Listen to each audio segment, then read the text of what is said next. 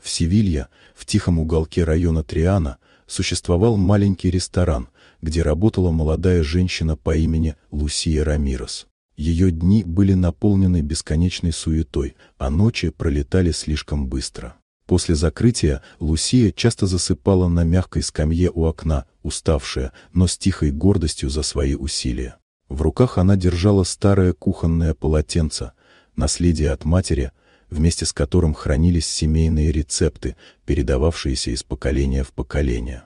В один из вечеров среди сотрудников появился новый официант – Матео Вальдес. Никто не догадывался, что под бейджиком скрывался владелец известной сети ресторанов, пришедший инкогнито, чтобы изучить работу команды изнутри. Он сразу заметил Лусию. Ее движения были точными и спокойными, внимание к каждому блюду и гостю выделяло ее среди остальных. Когда ресторан опустел, а персонал ушел, Матео увидел Лусию, мирно спящую на скамье, сжимая в руках свое кухонное полотенце и блокнот с рецептами. Он осторожно накрыл ее плечи пальто, чтобы ей было теплее, и на мгновение задержался, наблюдая за ней. В ее усталых чертах читалась не слабость, а стойкость, закаленная годами испытаний и утрат.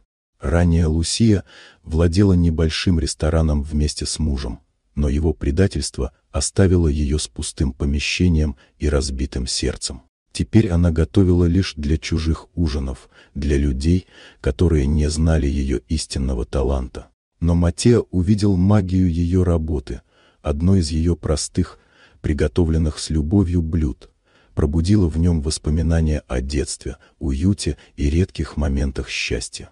Позже Матео предложил Лусии временно поселиться у него, дать возможность согреться и готовить в безопасности. Сначала она колебалась, но усталость и доверие победили сомнения. Вместе они готовили простые блюда, разделяя молчание и понимание, которое не требовало слов.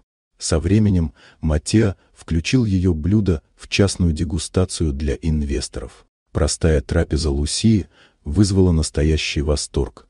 Это была не просто еда, а память, любовь и умение лечить через вкус.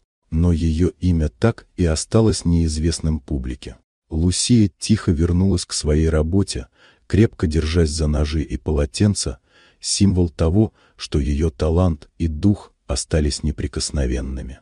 Прошло несколько месяцев, и Лусия открыла маленький уголок в своем районе, где каждый мог почувствовать тепло ее кухни. Матео был рядом не как начальник, а как человек, который понял ее стойкость и мастерство. Вместе они создали тихое место, где еда лечила души и напоминала о том, что истинная забота и любовь проявляются в деталях. И хотя шрамы прошлого оставили след, они нашли путь к теплу, взаимопониманию и новому началу. Лусия вновь поверила в себя, а ее кухня стала пространством, где исцеление и человечность шли рука об руку. Вот такая удивительная история. Дорогие друзья, если вам понравилось видео, поставьте лайк, а также подписывайтесь на канал, впереди еще много интересного.